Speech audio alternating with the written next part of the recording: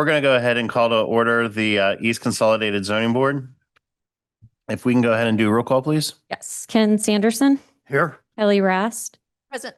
Fred Wingert, Present. Rod Richardson, Here. and Ken Klingensmith. Here. Thank you. We do have a quorum. Great. Will you assist us with a statement of hybrid, please? Yes. This meeting is now being recorded in the board hearing room with zoning board members attending in person. There is also an option for virtual attendance on Zoom webinar. For Zoom participants wishing to speak, please use the raise hand function in the Zoom app at the start of the agenda item on which you desire to comment. Comments will be received from in-person attendees first, followed by Zoom participants. When it is your turn to speak, the moderator will recognize you by the name or phone number used to join Zoom webinar. Please state your name and the community where you reside for the record, followed by your comments. All public speakers will be limited to 3 minutes unless the chair designates a different time period. If you have trouble with Zoom, please call 913-715-9666. Board members, staff, and presenters, please state your name every time you begin talking, and please speak into the microphone so your comments can be transcribed for the record. This is a public meeting. We are presenting live and recording the meeting. Thank you. Great. Taking a look at our agenda items tonight, as we can see before the board, application A is going to be continued to the September 3rd meeting. So we'll take a vote on that when we get to it.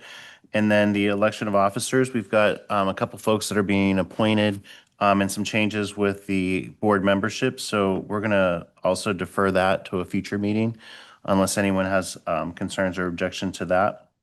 And then we'll listen. And then we have one application before us tonight. If no one has opinion or comment on that, any disclosure of conflict of interest or external context related to the application B? Nope. No. Hearing none. Do I have a motion to approve the minutes from the June 4th meeting? We did not have a July meeting. So moved. Second by Ken Sanderson. All in favor? Aye. Aye. Aye. Board reports, Board of County Commissioners, as well as Planning Commission actions. Thank you, Mr. Chairman. Zoning Board members, Sean Penley, County Planning staff. For Board of County Commissioners actions, on June 26th, the board approved 3 applications that were considered by this board at the May meeting. There was a rezoning for 19750 Foster Street from the RUR district to PRU 1B, single family residential. There was an accessory dwelling unit permit for 19501 Lowell Avenue and an accessory dwelling unit permit for 5875 West 203rd Terrace. All of those applications were approved as recommended by the zoning board and as stipulated. For Planning Commission actions, the last meeting was on June 24th. And at that meeting, there was an update on the Transportation Connection Plan, which you'll receive an update on that this evening as well. But we're having updates from the zoning boards for the same information that was presented to the Planning Commission. So Jeffrey Vose from Public Works is here to give that presentation after the action items. There was other items that were scheduled for the June meeting, but they were rescheduled for August and September due to the attendance at that meeting, and there was no meeting in July. So that July meeting was canceled. So the next meeting for the Planning Commission is August 26th. And at that upcoming meeting, we will have the annual comprehensive plan update, and we'll have a draft update on the Carnet plan, which we'll talk a little bit about that again tonight for the as part of this transportation connection plan. So with that, board reports, I'm happy to answer any questions. Any questions of staff? Nope, not for me. All right, hearing none. Can I get a motion for application E25500 REZ and E25501 PPSP for the rezoning and preliminary plat? We want to have a continuance of that until September 3rd's meeting. So moved, consistent with your request, Mr. Chairman. Kelly Rast, second. All in favor? Aye. Aye. Aye, that'll be then postponed until September. And we'll go ahead and hear application E25502 CUP-AU, a conditional use permit for 19840 Floyd. So we'll go ahead and have staff report, Sean. Thank you again, Chairman, zoning board members, Sean Penley, County Planning staff. I'll be presenting this case for Zoe Brown, who's the planner that drafted the staff report. She's unable to attend this evening, so I'll present this case. This is a conditional use permit renewal for Store It, Park It. It's a boat and RV storage business located at 19840 Floyd Street. This was is a renewal. The original conditional use permit was approved in 2004, and the last renewal was approved in 2014. And the applicant is requesting a 10-year term for the CUP, which is consistent with the previous renewal, and staff does recommend approval of that, subject to the stipulations in the report. So the subject property is located at, again, 19840 Floyd Street in Stillwell. Subject property is zone PRB1, the Planned Rural Business District and the Planned Rural Retail Business District. And the current use is the boat and RV storage. They do have existing uses with a storage shed and outdoor storage of recreational vehicles on the property. Subject property is 1.16 acres. And there is surrounding zoning that is primarily retail with some single-family residential as well. This is an aerial photo of the existing development. There are two lots associated with this business, the north lot and the south lot. The CUP property is the north lot. That's the only subject property for this conditional use permit. Although there is a part of the business that's on the south lot, that is zone PRB2, and that zoning at the time it was approved in 1980 did allow this use, and that this use was in effect in some capacity similar use for outdoor storage was permitted. So it does not require conditional use permit, only the north half of the property. So that's what's before you this evening. And again, this shows the current operation with the boat and RV storage, and outdoor storage with one shed with one building for indoor storage. Again, for the business operations, there's boats, RVs, trailers, and passenger vehicles. The operations for the business is daytime hours only. There's generally no overnight activity. There are no lights on the property and no plans for lighting, outdoor lighting on the site. So it's just used and open during the daytime hours for access for customers. There is an office building that's located on the parcel to the south in the existing structure, and the applicant is not proposing any changes at this time to the existing business or the conditional use permit. This is a site plan showing the existing location of parking for outdoor vehicles and the structure on the north property line. Again, this is just the north lot, the diagram showing the arrangement of the existing parking and buildings in relation to Floyd Street. Here are some photos of the existing business and storage of vehicles on site. This view on the north, or the top of this image here, is a view from Floyd Street looking west into the entrance to the business. Staff did conduct a review of the minimum infrastructure requirements associated with this conditional use permit. Meets all water and sewer requirements. There's no plan for sewer and no service with this outdoor use. And no plans for any changes. There are also no plans or need for improvements of the existing street network, since there's no changes associated with this development. And Public Works also reviewed this and had no concerns or no comments. Staff did review the golden criteria again for this land use. Since it is a conditional use permit, it is subject to the criteria for land use applications. So for the criteria in general, again, the surrounding zoning is a combination of commercial and residential zoning.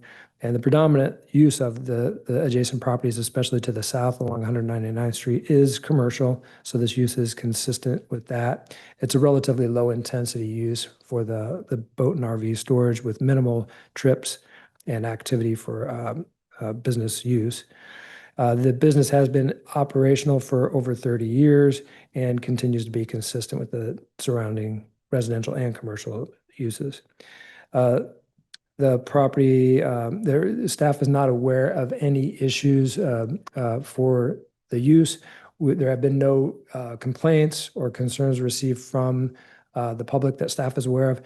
We did actually receive a letter of support, which is included in your packet. Property owner, I believe Danny and Karen Cook submitted a letter of support for this business, stating that they've been good business operators and they recommend approval for this application. The conditional use permit is suitable for this property with commercial zoning as it is currently zoned. There have been no detrimental impacts to the surrounding area and no issues with noise or other nuisances. The public, for considering gain to the public health, safety, and welfare, there would be no gain to the public health, safety, and welfare for denial of this application, considering that they've been in operation for over 30 years and there have been no negative impacts associated with it. And finally, for a comprehensive plan, one thing I will note too, this subject property is located within the Stillwell Community Plan area, and the future land use map identifies this property as commercial and neighborhood business. So the use of boats and RV storage is appropriate for this area and consistent with the comprehensive plan. So with that, planning staff does recommend approval of the conditional use permit renewal for outdoor storage of recreational vehicles and subject to the stipulations included in the staff report. With that, I'm happy to answer any questions, and the owner and applicant is also here this evening, Mr. Dudek, and we're available for any questions. Thank you, Sean. Any questions of staff by the zoning board members? All right, hearing none. Thank you, Sean. Would the applicant, David, would you like to say anything? Okay. Applicant is present, does not have anything additional to add. Any questions of the applicant by the zoning board members? Just briefly, Rod Richardson, it appears, and I think I was on the board, the zoning board, when this was approved in '04 and maybe 14. And I'm sure I voted to approve it at that time.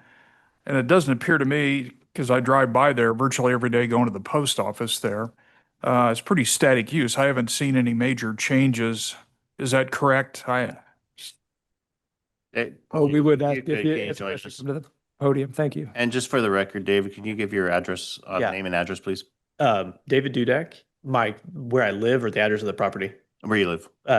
4713 Woodfield Drive, St. Joseph, Missouri. To answer your question, yes, it's been the same for years and years and years and years. Okay. And so as part of the conditions, I mean, one of the conclusions was the use does not create hazards from fire, other dangers. So there's no on-site fueling, there's no storage, or the owners of these vehicles aren't changing their oil and dumping their gas and doing anything like that. That's never been the case, I don't think. No on-site storage of any kind of fuel or anything like that, and nobody is allowed to work on anything there. I don't have anybody attempt to, but if they did, I would say no. Okay. All right. Thank you very much. Yeah, That's the no question I had for you. I did have a question for Sean. And it looks to me like, and you can correct me, sir, if I'm wrong, that most of these vehicles just trailers? They're not self-propelled? It's a good mix. There's some Class A motorhomes, that drive in, drive out. It's Okay. 50-50. So it's both. All right. Yeah. And to Sean, one of the conclusion was it doesn't create hazards of fire or other dangers. Has the fire department expressed any concerns? Should there be an explosion of all of these vehicles there being an issue? Sean Penley, County Planning Staff, thank you for the question. That was actually something I did ask the owner about, and we did check with our staff. The fire inspector has inspected this property. They do annual inspections, and they did pass the fire inspection. We are not aware of any hazards associated with this. So the fire inspector did inspect the property, and if there were to be a fire, they would be handled with the fire district as required. So there were no concerns with hazardous conditions for either lot. So they did an inspection both lots, and there's been they passed inspection. Right. So, and to the owner, none of these vehicles are harboring, toxic chemicals or nuclear waste or anything like that. Okay. All right. I don't have any more questions, Mr. Chairman. Thank you. Is there anyone on Zoom for public comment or opinion? No, there's not. And seeing no one in the audience, we'll go ahead and close the public comment section of the agenda, and we'll have discussion among the zoning board members. I've lived in Stillwell 18 years. I'm familiar with this property. I was on the zoning board in 2014 when we had approved with the condition that we needed to move that the fence had come back, that the fence was on public property. That fence was moved, has not moved since it was put in place and done back then, and I see no reason not to approve this application. Ms. Kelly Rast, I totally agree. Was a brief customer of yours, probably maybe a decade ago now. Lost track of time, but no, it's definitely well maintained, hasn't been any issues, and definitely necessary for our community. So well done. I agree. I approve. Rod Richardson, I'd share, endorse both those comments. I've lived in the area since I think maybe before this was in operation, but I've never seen any issues with it, having driven past it innumerable times. But based on the answers to the questions I asked, my only concern there would have been if the fire department or, it's indicated that they didn't have the capacity should a disaster occur and there be a major fire. Since that does not appear to be the case, I certainly support this. Good, Fred, anything? I agree with all the comments been made. All right, do we have a motion from board member? Mr. Chairman, I recommend that this board recommend for approval application number of the conditional use permit for outdoor storage and parking of recreational vehicles subject to the stipulations in the report, application number E25-500-REZ, whoops, wrong one. Application number E25-502 CUP AU and conditional use permit for 19840 Floyd. Perfect. Do we have a second? Ken Sanderson, second. All in favor? Aye. Aye. Motion passes. This will be heard in front of the Board of County Commissioners. This, Sean Penley, planning staff, this application will be considered for final action by the Board of County Commissioners on September 4th at 2025 in this room at 9:30 a.m. in the County Administration Building. Thank you. David, thank you for joining us. All right, next on our agenda, there's no other additional business before the board. And I believe now we'll get an update on the Southwest Metro Area Johnson County Transportation Connection Plan. Good evening, Mr. Chair, Jay Leipzig. I want to introduce Jeff Vose, who's with us this evening. Jeff is our engineering manager from the Public Works Department. And I'm just going to read the brief introduction that was on the agenda this evening, public's awareness as well. But Johnson County Public Works staff will update the zoning board regarding the Southwest Metro Area Johnson County Transportation Connection Plan, which is a transportation study recently concluded by the county, KDOT, and adjacent cities for the purpose of identifying transportation infrastructure needs, particularly in response to the annexation and repurposing of the Sunflower Army ammunition plant. Many of you have seen this presentation previously. There's been several meetings previously with this discussion. We had there was a public open house on June the 11th, 2025 in DeSoto. We had a similar presentation on June 24th before the Planning Commission. We had the same presentation on July 16th before the West Consolidated Zoning Board. And then, of course, this evening before the East Consolidated Zoning Board. Staff's plan is, after the discussion this evening, is to look at modifications to CARNP and updating to our comprehensive plan and bringing those before the Planning Commission at your August 26th meeting in a draft format, and then having a public hearing scheduled in September. We're looking at possibly September 23rd for that public hearing on this document. But with that, I will turn it over to Jeff Vose for the presentation. Thank you, Jay. Jeff Vose with Public Works. Happy to be here this evening to give you this update on the plan, Southwest Metro Area Plan.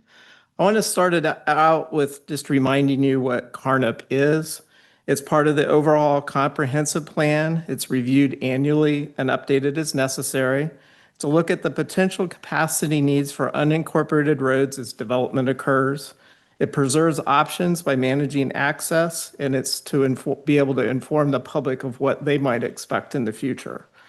What CARNUP is not, it is not a construction document, and it does not contain a timeline. So I just want to make sure that that's very clear. That's the most important thing about this document. Update history. We did the Northwest Corridor study, also known as the Kill Creek Corridor. We'll talk about that in a minute. The South Metro Connection Study, Southwest Johnson County Area Plan. There was a policy map update. And then in 2018-19, they adjusted the frontage requirements and lot requirements for the zoning.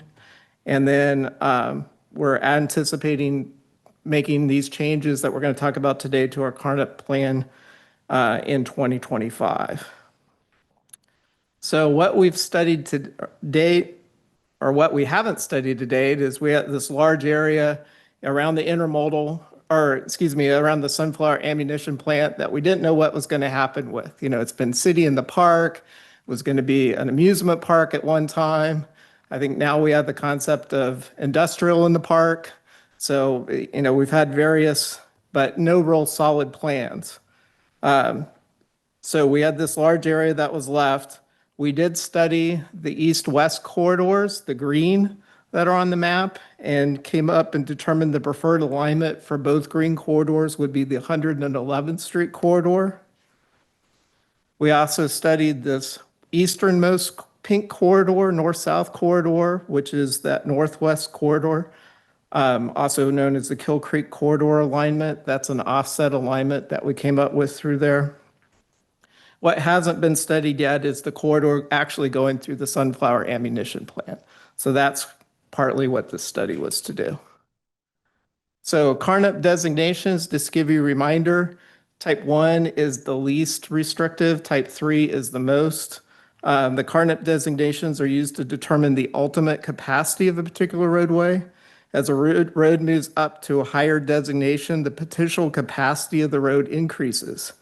This is accomplished by limiting the access points. Thus, the higher the designation, the more restrictive the access is to the road.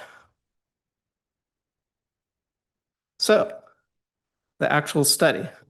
So with the establishment of the Astor Enterprise Park, the old Sunflower property, and their first big tenant, Panasonic, being developed, the county determined it was time to see what the impact these developments could have to Western Johnson County road network and provide the affected jurisdictions a tool for determining the changes to their current planning documents. The scope of the Transportation Connection Plan is to determine how to reconnect Astor Enterprise Park to the rest of the road network that was cut when the Sunflower plant was established.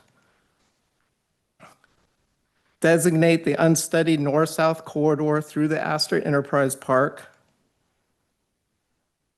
Review the viability and need for the previously determined northwest corridor and 111th Street corridors.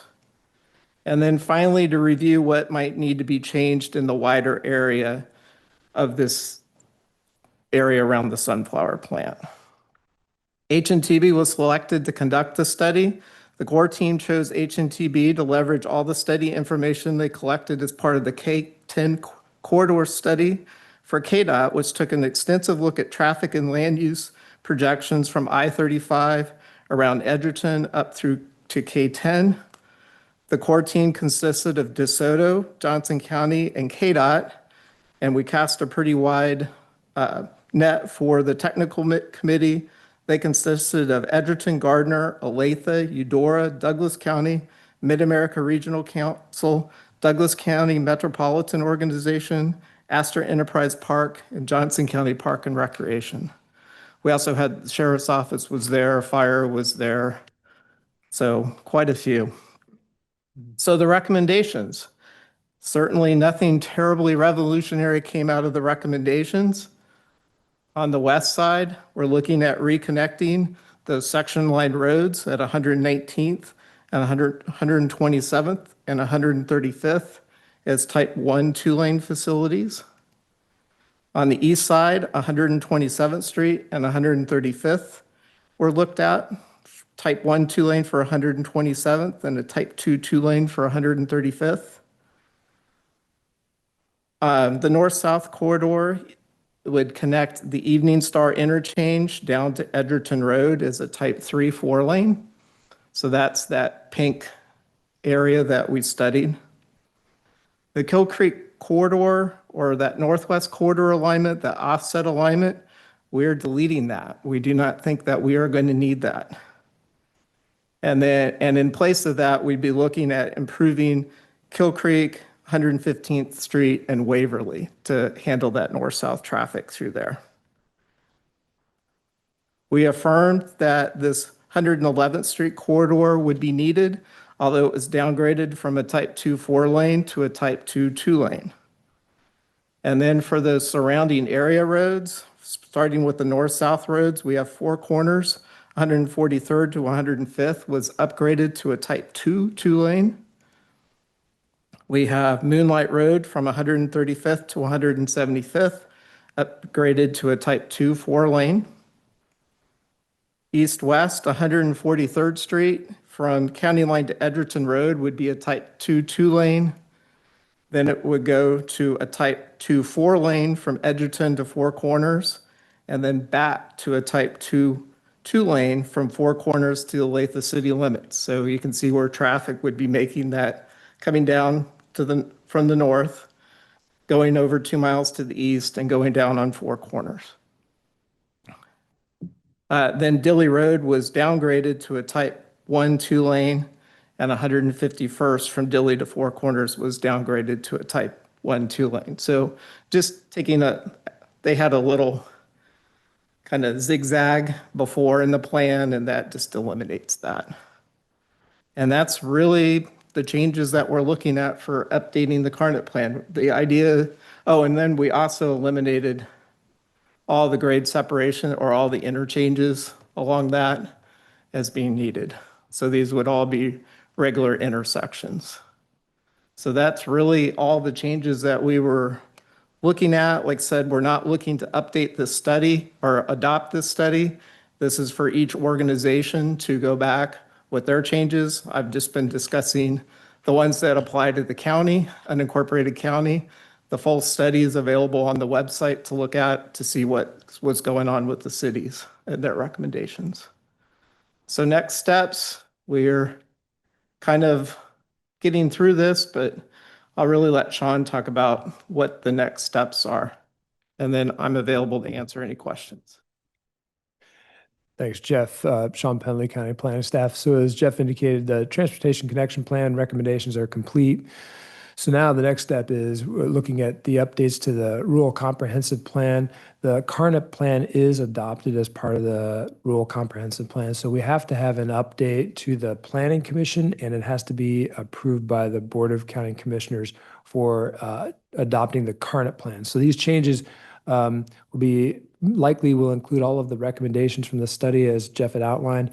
So we'll be updating the Carnet Plan to identify those changes to the map. And along with some text changes, we will have some text that goes along with that in our chapters for land use and transportation in the comprehensive plan. So we'll have, the next step will be at our Planning Commission meeting in August, on August 26th.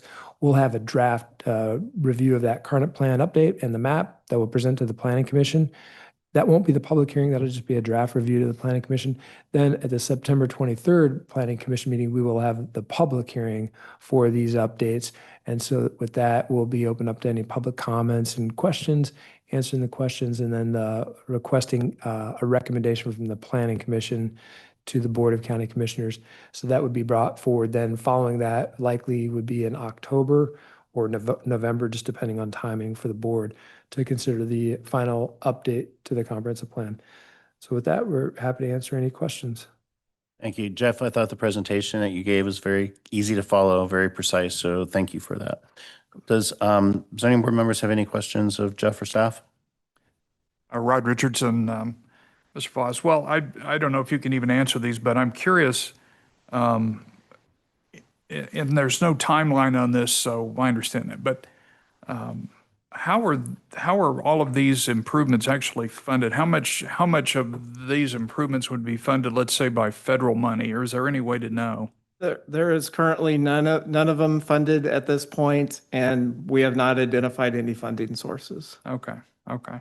Normally, when the county has done these kind of updates, has there been federal money involved? Or do you know? So we do have federal funding that we use ongoing through federal fund exchange, where we're exchanging our allotment of federal funding for state funding. It's about 1.75 million a year. So we're using that on an ongoing basis for our current improvement program. So that would be available. Other than that, for other funding, that would be through grants, other types of programs. So we would just have to wait and see what the project was and if we qualified for anything. Okay. And in terms of the improvements that are proposed here, should they go forward, is there a proportion of those costs that are shifted to developers along the roadway through excise tax or assessments in any way? Through the cities, yes, but in the unincorporated area, we do not have a mechanism to collect any of those or any of that. So my understanding would be no. Okay. And the last question I have is, I noticed you didn't mention it, and it doesn't show up as a detail anywhere in here, but are any of these routes or the routes to which they connect being designated specific truck routes? No. No. Okay. Thank you very much. That's my question on the truck routes. All right. Sorry. No, you're good. Any other questions? Fred? None for me. All right. Thank you very much. Our next agenda item is any other business before the board? Oh, I just wanted to say one thing, Kelly Rapp. Please. So this probably might be my last meeting, so I just wanted to thank everybody, and I've learned a ton. It has been a huge eye-opener, so I appreciate everybody helping me along the way and giving me insight. Also want to, since I'm also on the Planning Commission, and then I've been exposed to a couple different chairs, I do want to give an extra shout out to Ken. I think, Ken, you do an amazing job. You are incredibly respectful to everybody, from the people that sit behind here to the staff, to the applicants, and most importantly, to the public, versus hitting the gavel at 3 minutes. And I feel like it's also a testament. There's been plenty of times that we probably didn't do things by the book, but it was a good discussion, and maybe people had a second chance to talk and they actually got some answers and were validated. And it proved to be a very positive experience. And I think it ended up well for both sides of everybody. So I do want to give you, if I'm not here to vote for you, you always have my vote, but I would hope other chair people will learn from you as a great example of being a very fair and positive person. But anyways, that's kind of all I want to say. And Rod, I think you'd be a great replacement for the Planning Commission. So that's all I have to say. Again, thanks for everybody helping me out. As you guys know, I'm pretty passionate, and I do like to learn about stuff or whatever. So I appreciate everybody who helped me along the way. It's definitely been an eye-opener and a great experience. So good luck, and take care of our public and our residents. Thank you for your service. Absolutely. You will be missed. I'm just across the street. Just an observation that no matter how long you're on these and no matter how long you're off, you can always get re-recruited. I figured that out. Yeah, it does seem like a revolving door. Never say never. Chairman, nice to just one brief word too. Jay Leipzig, Planning Director. I also wanted to offer the same comments to Commissioner Rast. It's been a real pleasure to have you on this board, and I've enjoyed our conversations, and you are very passionate about the subject, and you've been a great resource for us. So we've enjoyed the conversations and the interaction with our staff as well, and you've been a great commissioner. One last thing, she's not here, Zoe, but I do want to wish her best of luck. She seems outstanding, and I think y'all are very fortunate to have her. So please pass that on to her, that everything she's done has been top notch. So best of luck to her. Thank you. Mr. Chairman, Fred Wingert here. I want to send my comments out to Kelly Rast. Kelly, I appreciate your service on the board. You're an amazing member. You are someone that has courage, conviction, compassion, understanding. And I appreciate serving with you. You will be missed. Thank you, Mr. Chairman. Thanks, Fred. Appreciate it. All right, having no other business before, do we have a motion to adjourn? So moved. Second, All right. Kent Anderson. I expect we're all in favor. Aye. Aye. Bye. Thanks. Thanks, Fred. Thanks.